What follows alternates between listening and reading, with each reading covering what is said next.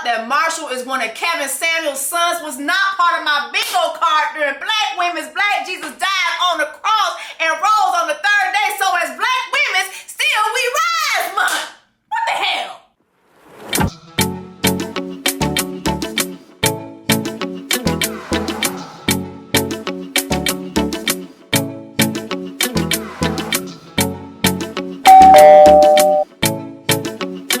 Y'all, I can't believe this shit. I honestly, I cannot believe this.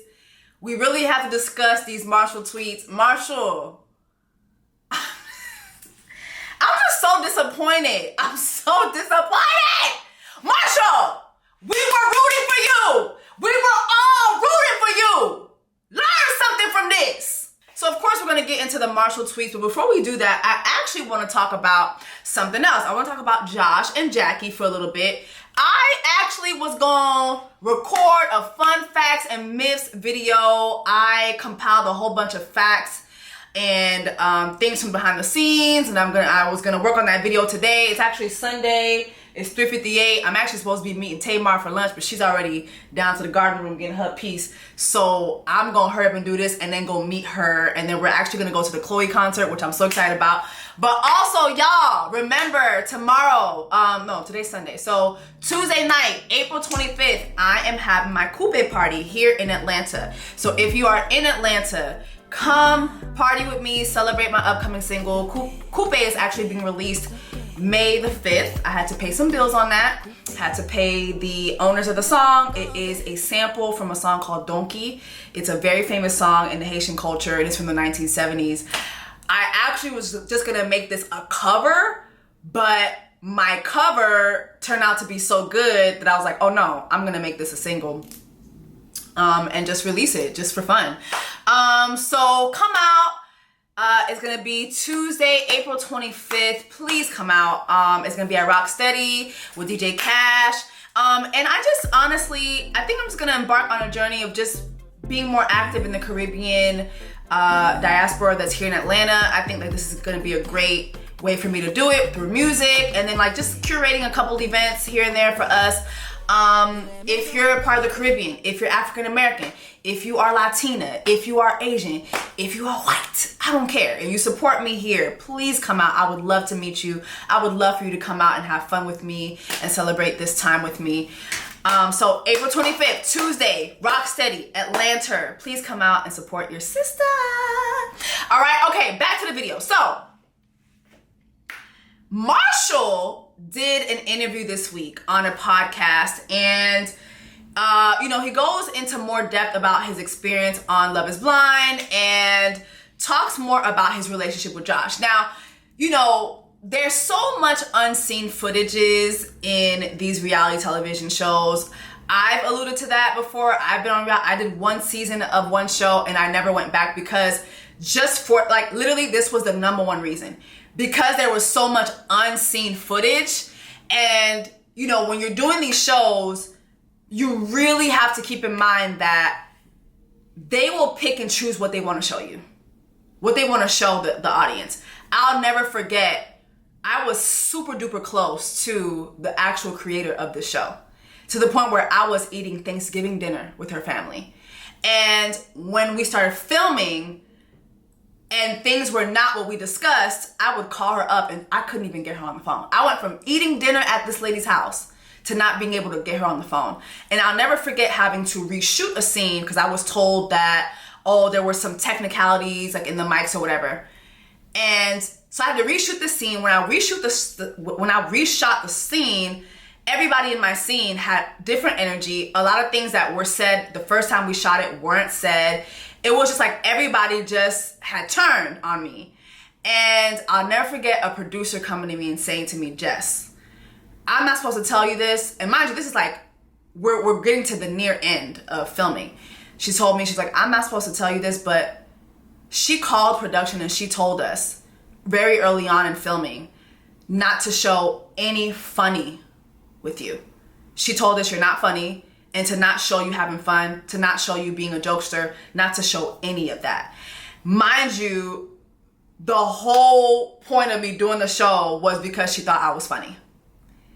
And then to go on the show and none of that be seen, none of that be shown, it was really detrimental to my mental health, honestly. Like, it took a long time for me to get over doing that show, because yes, while I did things on camera, of course, you have to take accountability for that, but there were so many things that were not shown, and had they been shown, it would paint a fuller picture.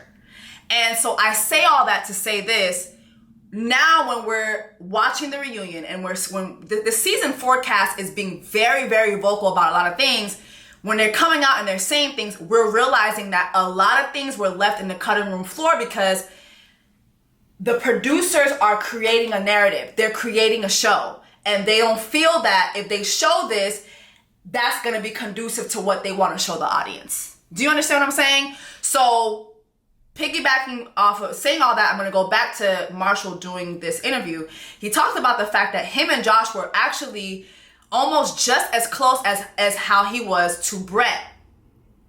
So the camaraderie that you saw between Brett, him and Josh had that same camaraderie, which kind of explains Josh feeling comfortable enough to call Marshall a bitch, even though it was out of line.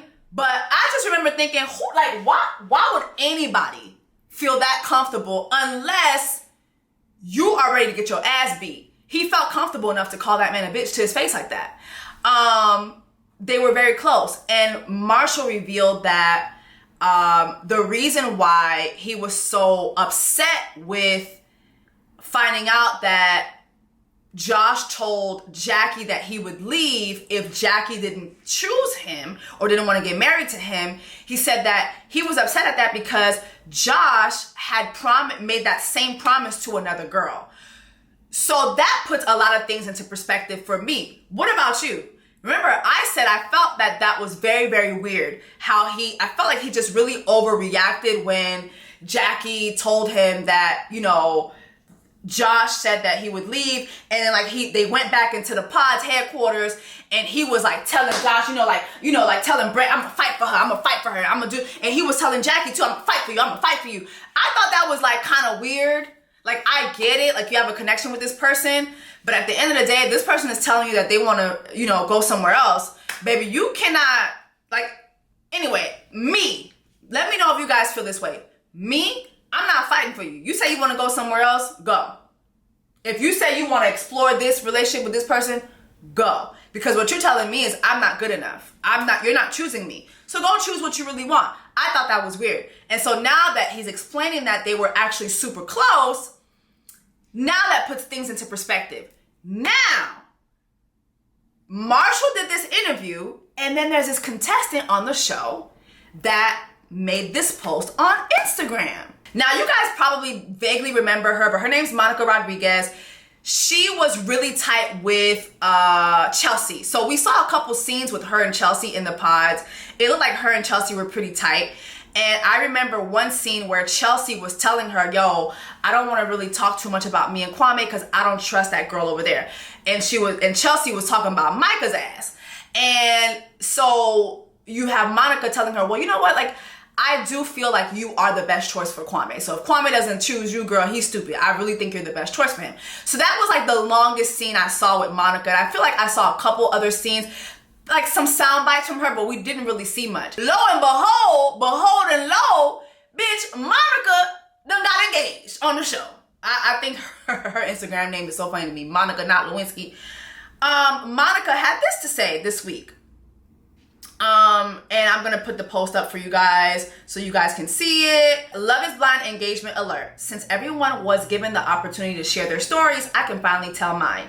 Many of you messaged me about my journey asking if I found love in the pods. As many of you might know, not all stories are shown on camera. When I joined Love is Blind, I was truly ready to find the love of my life. I had spent intentional time working on myself and ensuring I was what I wanted to be for myself and for my future partner. Amen. I wanted to show up emotionally, mentally, healthily, and available. This experiment encouraged me to be vulnerable and share parts of myself that are not easily accessible. As my relationships began to develop, I thought I had found somebody who finally saw me and accepted me for me. I accepted his proposal and we were on to the reveal. Baby, during the reveal, reality set in and my heart and my mind were torn. I wasn't sure if I had made the right decision or pick the right person. The only thing I did was that you shouldn't feel torn on your engagement day. You shouldn't, baby. She right about that shit right there. It should be a decision in your life that is made with great confidence and no second thoughts. This is when I realized that this wasn't God's plan for me. I wasn't at peace with my decision and ended our engagement shortly after filming. Since then, I have continued to work on myself and I am grateful to Love is Blind for the opportunity to participate in an experiment where people really find their person. Well, baby, you ain't find your person. But you know, she's still thankful though. Amen. I'm proud of myself for giving Love another chance. I continue to keep an open heart for the person God has single-handedly designed for me. Thank you for reaching out, for all the love and support you've sent my way. May everyone find their someone one day. And yes, I kept the ring. Oh, but did you now? Well, that would make sense why Josh was so pro Jackie keeping her ring-a-ling-a-ling for Marshall, because bitch, you kept Josh's ring. But anyway, y'all, so there's great speculation that she was actually engaged to Josh. In the comments, somebody asked her, but why did you keep the ring? Does Love is Blind pay for it? Just wondering. She said, yes, the show pays for them, and he didn't mind. We talked about it. Okay, y'all, I mean, here's the thing. And we're going to get into this in another video of mine that I'm going to make, but I'm really starting to believe that y'all are dead ass, bro. Since when do women keep the ring? Like, somebody please correct me if I'm wrong. I thought when you get engaged, that is to get married. If you guys break off the engagement, the man is entitled to get that ring back. Now, granted, I would feel differently maybe if you've been with that man for years and years and years and years, and that man done played in your face, wasted your motherfucking time, then you decide for your troubles, you're going to get your Mariah Carey on, and you're going to get what's owed to you, okay? But y'all knew each other for 2.5 weeks. Baby, you could have gave that man his ring back. Like, why are y'all keeping these? What the fuck is going on? Why are y'all keeping these rings? Are y'all that broke? Okay, I don't know.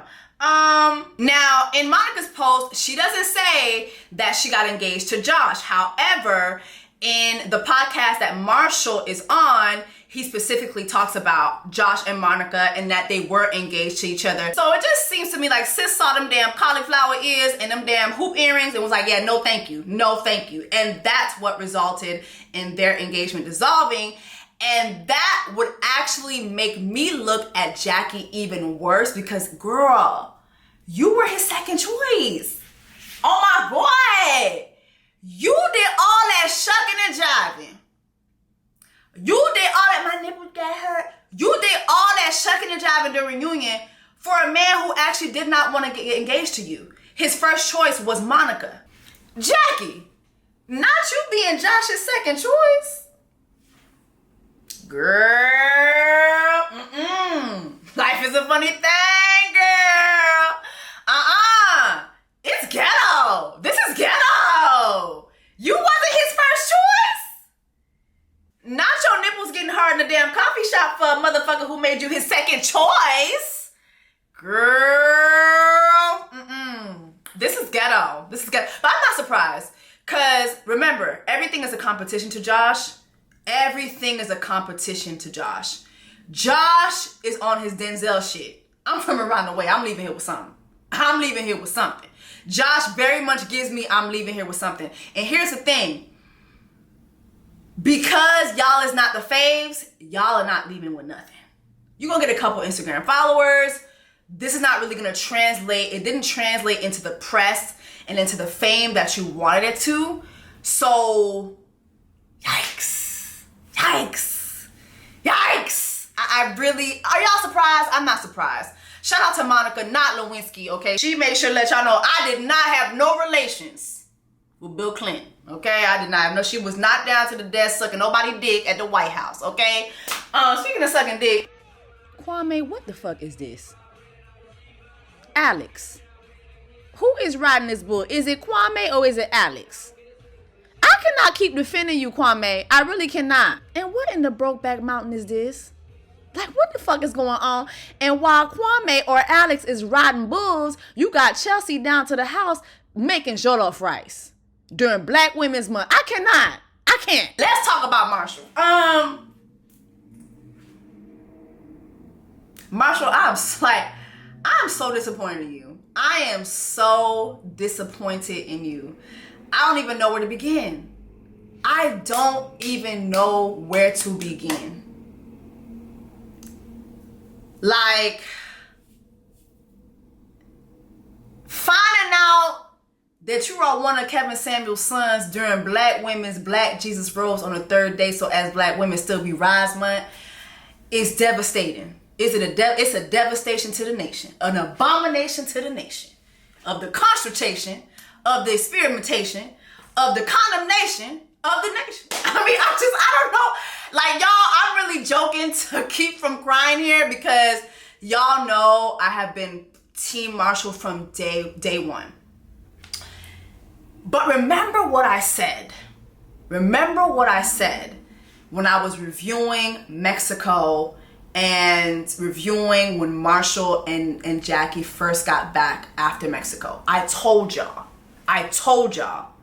I said, I wonder if Jackie looked like me, would you take all of this from her?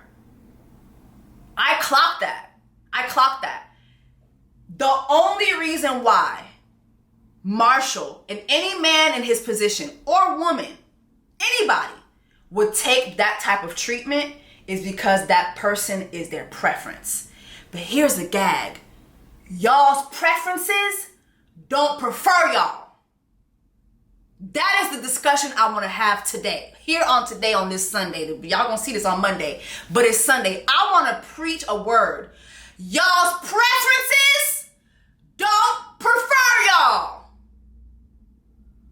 Y'all's preferences don't prefer y'all. Y'all's preferences don't prefer y'all. And when your preferences do prefer you, you have to come in a certain package. I will never forget Jackie's excitement when she saw Brett. Do y'all remember how Jackie almost broke up? Damn, Brett kind of fine. Like when she took her glasses down, oh, Brett kind of fine. Okay? There is a look. Your preferences almost always need a preference of themselves. Your preferences almost always have a preference when they're looking at you. When they're looking at Black men's, they have a preference within Black men's as well. And I guarantee you, if it were Brett that Jackie ended up with, and Brett had Marshall's personality, she would have never, ever called you a gay ass bitch. She would have never, ever called you a dick-sucking gay-ass bitch. The way she did, repeatedly during this season. Let's get into these tweets. First of all, I wanna preface this by saying this, right? I'm not a big fan of going through people's old tweets. And the only reason why I'm even gonna discuss this is because obviously I've been covering Love is Blind. This has everything to do with my coverage, so I'm gonna discuss it. But I'm not a big fan of going through people's old tweets all the time because most of the time they're like from 10 years ago. Like most of the time you're finding the internet dragging someone for tweets that were a decade old, right? And then sometimes, because even me, I don't have a squeaky clean history with Twitter. I don't, which is why I'm not on Twitter. I'm just not. I don't have a squeaky clean relationship with Twitter. A lot of the things that I've tweeted I've gotten dragged for in real time. Anytime I've been dragged on Twitter, it was always in real time. It was never, oh, I found an old tweet. It's always been in real time. But I do feel that a lot of times on Twitter, what you tweet gets taken out of context a lot. And I do feel that some people are just like, they're focused on misunderstanding you, you know? And so that's why I don't like to talk about people's tweets or old tweets. However, I think that these particular tweets, we have to discuss not only, again, because I've covered the show, but also it gives more of a perspective as to why you dealt with Jackie the way that you did, Marshall. And I know you're watching this. I know you're gonna see this because I see comments that you gave me a shout out the other day. And I was looking forward to making another video in my next video saying, y'all, by the way, Marshall gave me a shout out, but here you go embarrassing me. Here you go embarrassing me. Why? Why you embarrass me like that? I don't. Let's get to these tweets, chat. One tweet said, I want a Latina girlfriend, only so she could speak Spanish to me when we, yeah. Like a legit Latina, 80 to 100% purebred. Not purebred. What the fuck? Do you think you buying a puppy? Where are my Latina sisters? How do y'all feel about... I really want to know how Hispanic women feel about tweets like this or when men talk about y'all like this. Because it's really fetishing. But I want to know, like, do y'all appreciate this shit? Because it really sounds disgusting to me. And then you were like 18. Sir, what the fuck? This nigga sound like he buying a puppy. Yeah, give me, yeah, the puppy right there. Now, how Latin is that puppy? 80%? All right, come on. 79? Oh, no, let it go. Like, that's what, it sounds like you buying a puppy, sir. This is really disgusting. At 18. But again, you were 18. So I'm, he says, Latina girls just know how to treat their dude. Do they? Because you had one on, baby, do they? After your experience, do they? Do they? Now, here's the thing, right? If it was those tweets, I wouldn't give a fuck. Because you have a preference. And let's be serious. Everybody has preferences. Here's where preferences become problematic. They become problematic when you display hatred towards a certain group of women. And so now when we go into these other tweets, I mean, hatred might be strong, but when you say things like, you walk into a restaurant and what do you see? A white couple, a Hispanic couple, an Asian couple, oh, and a group of black girls. I'll tell you why, I'll tell you black females why. A group of sad black girls that sit in a damn circle sharing their stories on why men ain't shit. Marshall, if I could rip your tongue out your mouth right now, I would, just for these tweets right here. If I could pull your brain out your head and just kickball that shit straight out of my fucking window, I would. Because this is the dumbest shit I've ever heard. But here's the thing. This is very Kevin Samuels, right? It depicts black women as angry. It depicts black women as being women who just walk around thinking about black men and why black men ain't shit all the time. Baby, when me and my girls go out to eat, first of all, we spend money like fucking drug dealers. Second of all, you niggas is not the subject matter. Ladies, clap if when you go out with your girls, you are spending your time talking about how men ain't shit.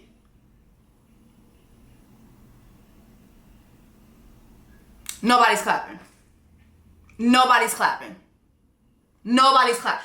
Now, ladies, make some noise if when you go out with your girls, you are talking about getting your hair done, what trips you taking, how much money your new job is paying you, the business you just started. Yeah, come on, clap. Yeah, keep clapping. Yeah, right. That's what black women are talking about when we down to the brunch. We're not talking about you niggas. We are not talking about you niggas. Please understand that. We are not talking about you niggas. We do not care what the fuck y'all got going on. We don't care. We are busy having the time of our lives with our girls. We don't care about what y'all got going on. Shit. The way we spend money down to the brunch spot, most of y'all can't even spend that type of money. Let's be real. We're going to have a real discussion today. Let's keep it a buck, okay? When we go out with our girls, we're worried about what the fuck we doing for our next vacay trip. Not what you niggas are up to.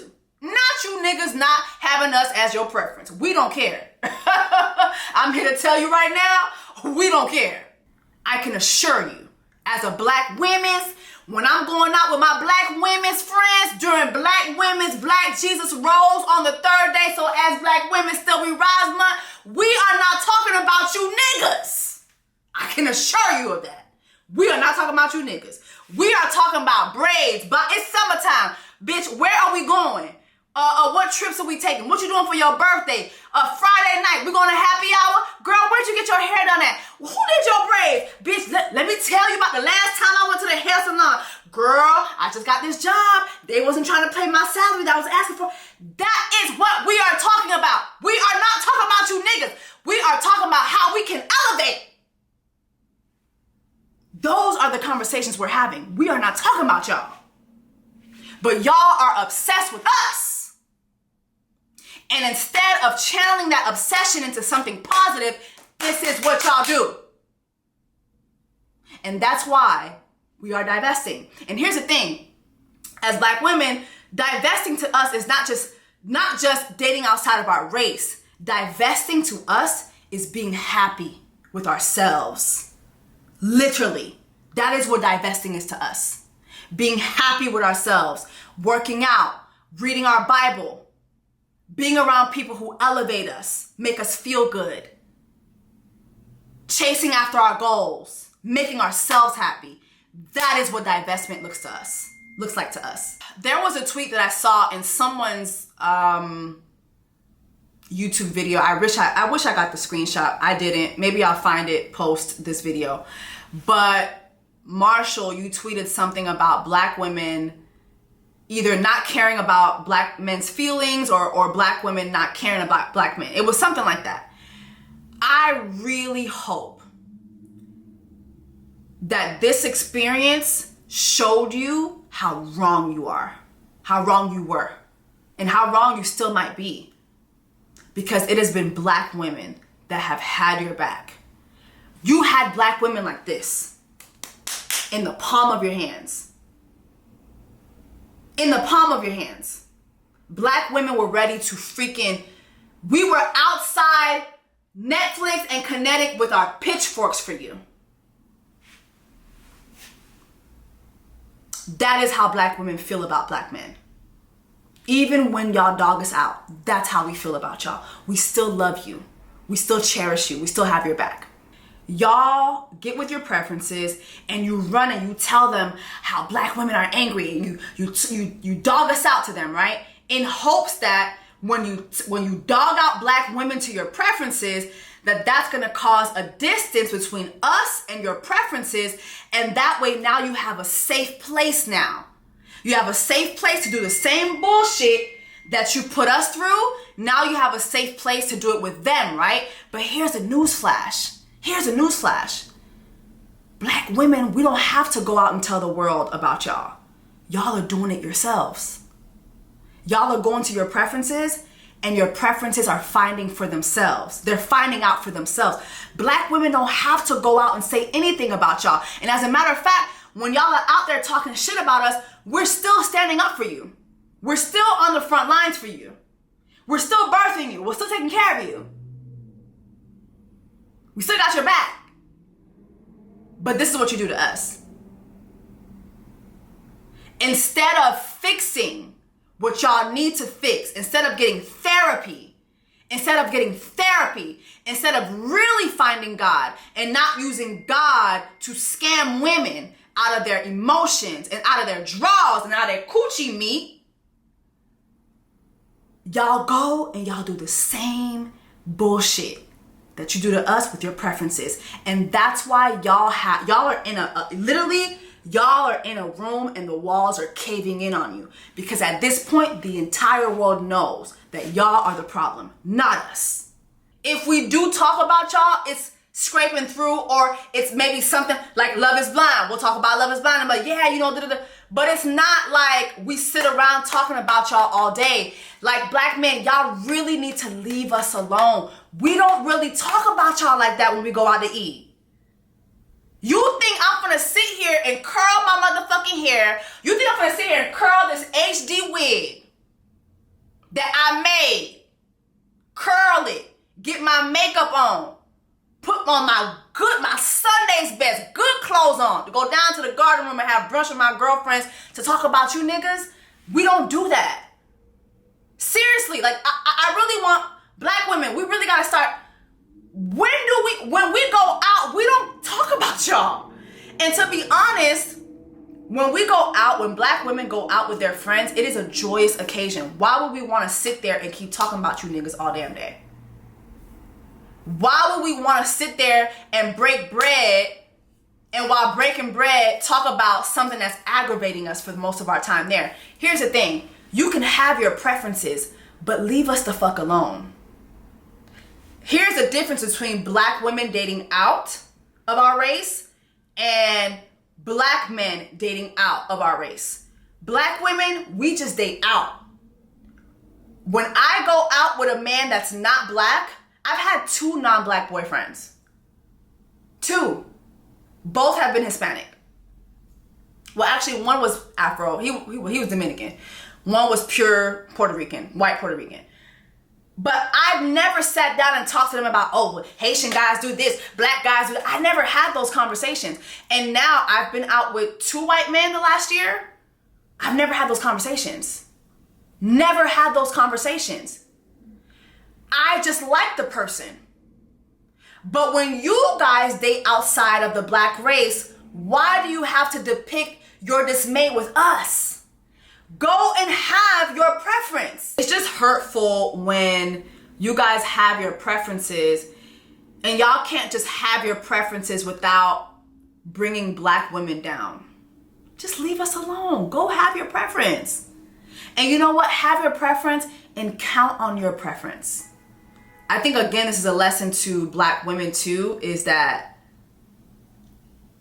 we still gonna be us. We're still gonna support people from our community, right? But we just have to keep a certain perspective that at the end of the day, nobody loves us the way we do. Nobody has our back the way black women have our backs. And even then, we ain't got each other's back, to be honest. That's a whole other video for another day. But Marshall, I'm so disappointed. I still think, Marshall, at your core, I think you're a good guy. But this does make me look at you differently. Like, okay, this is why you were willing to deal with this. You were willing to deal with this Latina calling you a booty munching ass bitch on national television because she was Latina. I saw Marshall's apology. Cute. I saw a tweet where he said, you know, I love my black queens. Okay, cute. Not that cute. Cute. Not that cute. I really do think that this experience has changed you. I did see that he was able to confirm. Marshall did a whole, like, a series of Insta stories where he apologized directly to all the women in his life, and he actually tagged his nurse bae. So it looks like the TikTok streets were correct that he actually is with this nurse practitioner, a beautiful young lady, black girl. But, you know, even her, as I'm looking at her, she's a certain type of black girl. She don't look like me. And here's the thing. You don't gotta like me. Like, as a black man, you don't have to look at me and say, I like girls who look like her. Just leave me alone. Just leave me alone. Don't talk bad about me. Don't trash me. I'm good. I'm literally good. What's up, y'all? It's now, what time is it? It's now 10:20 at night. I ended up getting picked up by Tamar. We spent the day together. We went to the Chloe concert. Shout out to Chloe, Hallie. It was such a good show. Y'all, please make sure that you go and support Chloe Bailey. Go see her perform live. She's really a force. She's really, really a force. But anyway, I was going to end the video, you know, just with my little rant on Marshall. But as I was out, I was thinking about this story. And I said, you know what? I'm going to share this. Because when I was watching Marshall and Jackie, it was very triggering to me because I feel like I had dated a Marshall. So back in 2021, I'm gonna try to make this as short as I can. But back in 2021, I was dating someone throughout the summer for like a total of 3 months. Y'all, this was someone who, you know, I had met through Instagram. He's in an industry. And, you know, I had known of him before, and I think he had reposted a video of mine one time, and he thought it was funny, so we followed each other, and, you know, and we would go back and forth in our DMs. I never really thought much about it. I just was like, oh, okay, he's cool, whatever. And so, but then he reached out to me. We texted each other a couple times, and then we went on a date one time. And I was like, okay, this guy might like me, and I kind of like him. So we started seeing each other. Make a long story short, everything was going so well. He seemed like the nice guy, right? Like, he was so nice, so intentional.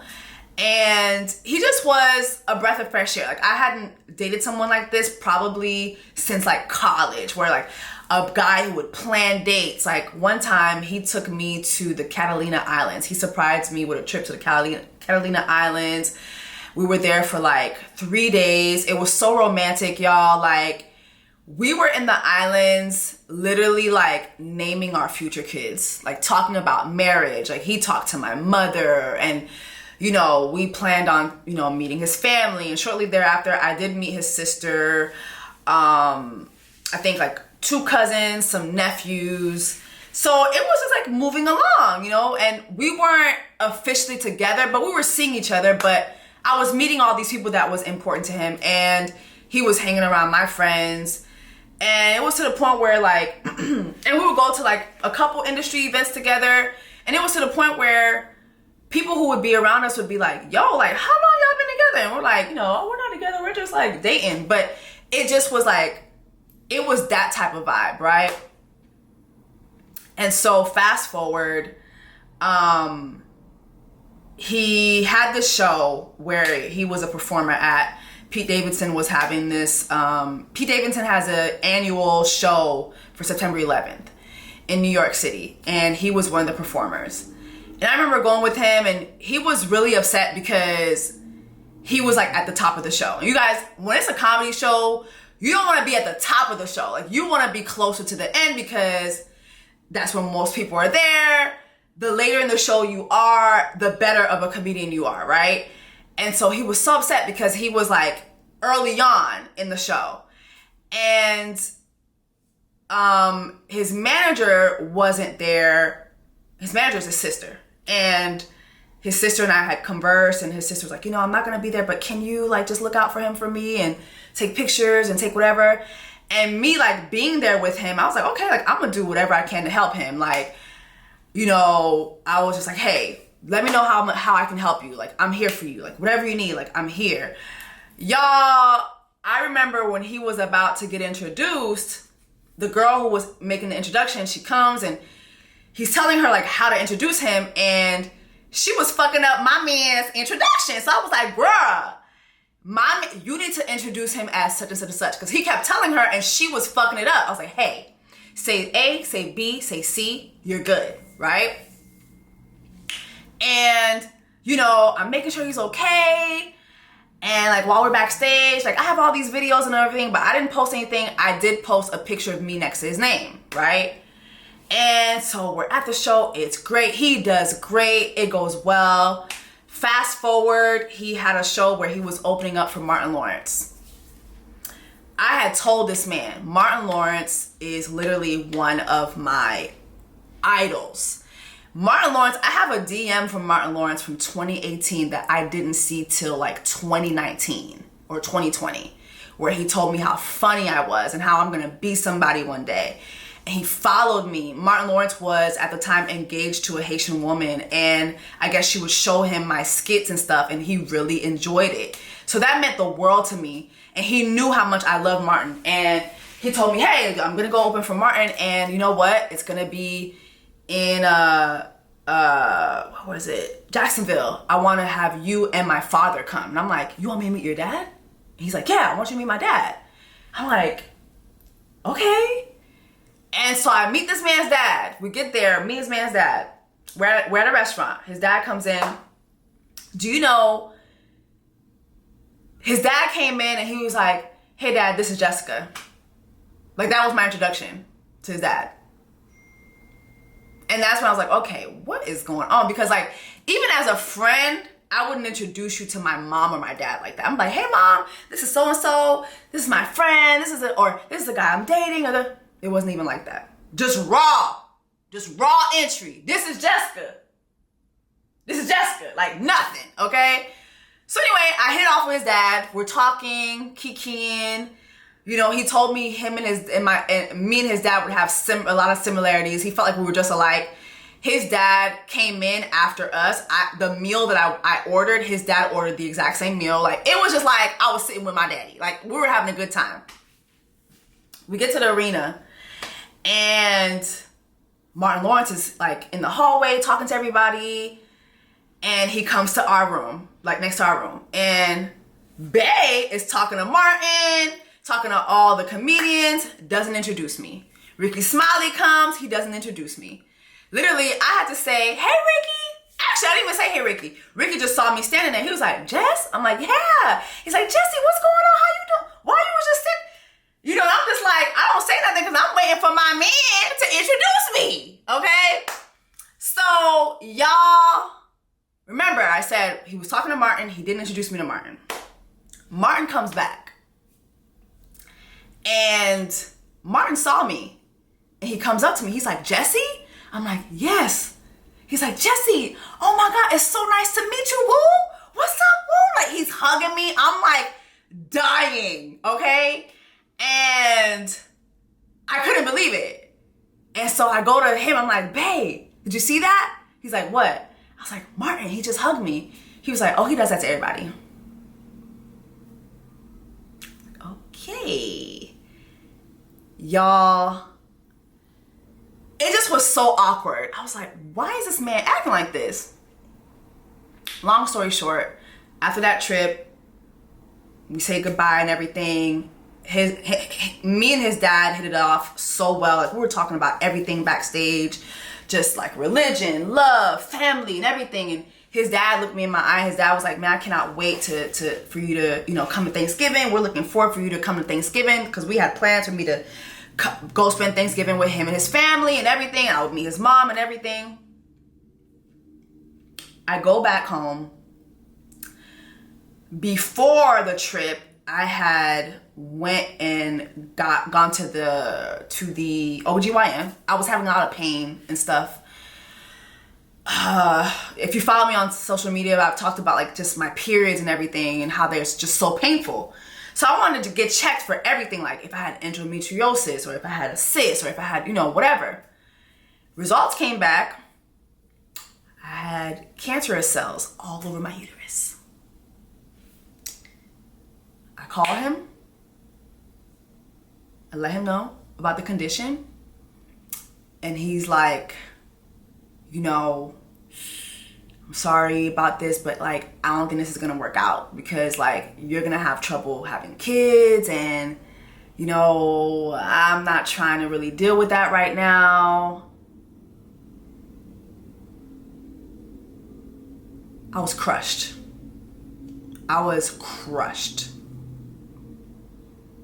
Because I was seeing someone who I thought was the nice guy.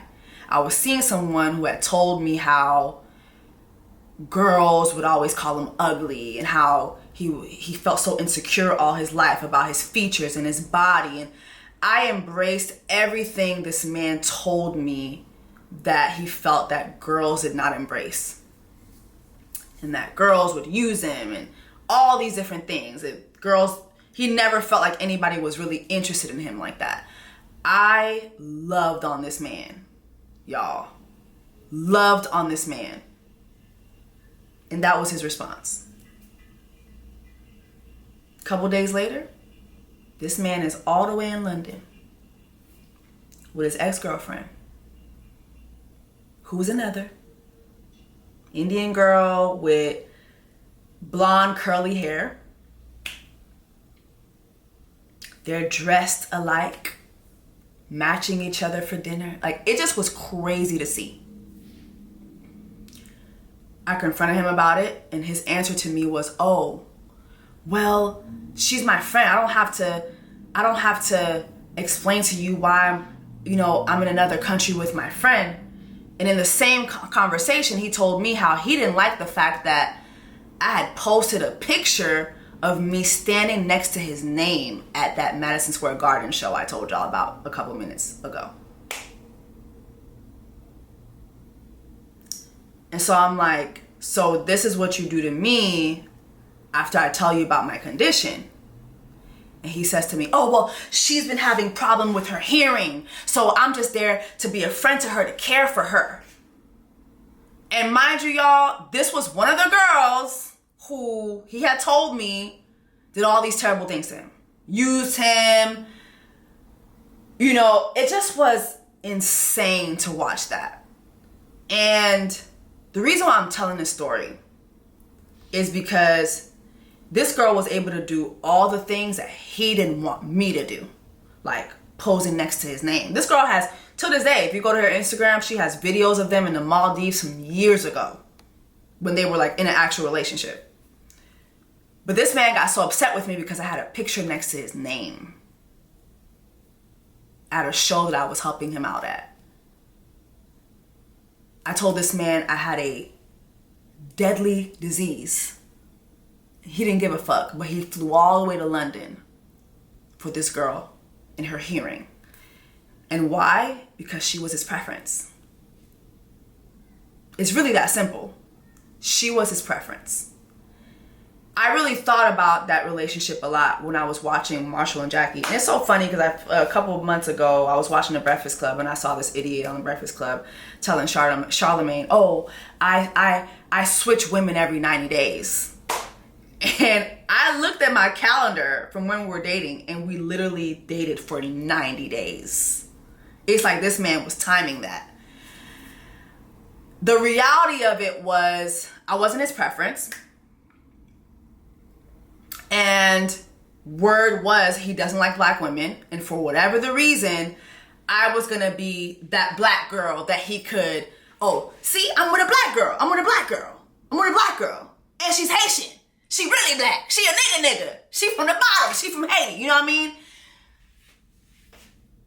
Jackie and Marshall really reminded me of that. Because Marshall was willing to take a lot of shit, again, from Jackie that I know. If Jackie looked like me, he wouldn't accept. He wouldn't accept.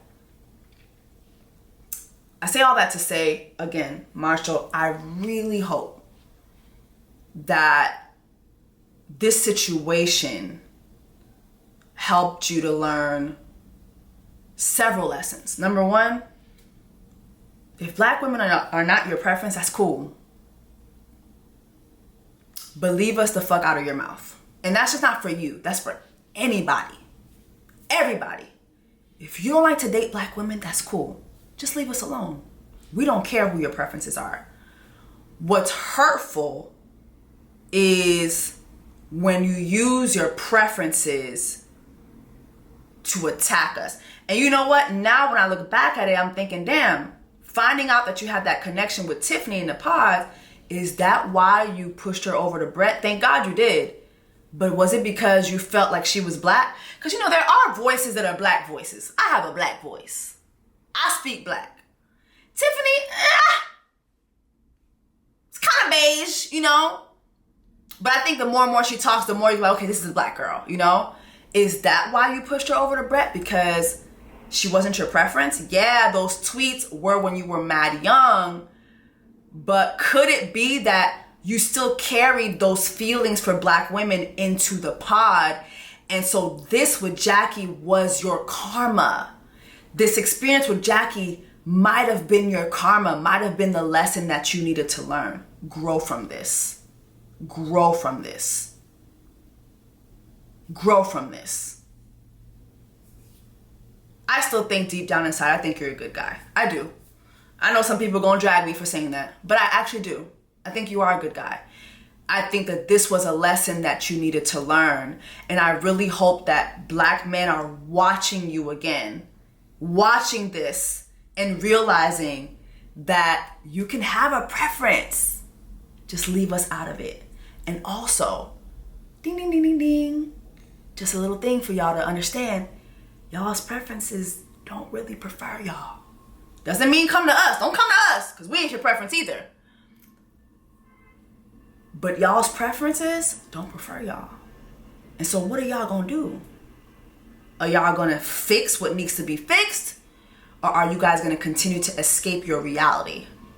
The walls are closing in on you niggas. And black women ain't gonna keep saving y'all. I'm telling you. We're burning the capes. The capes are getting burnt.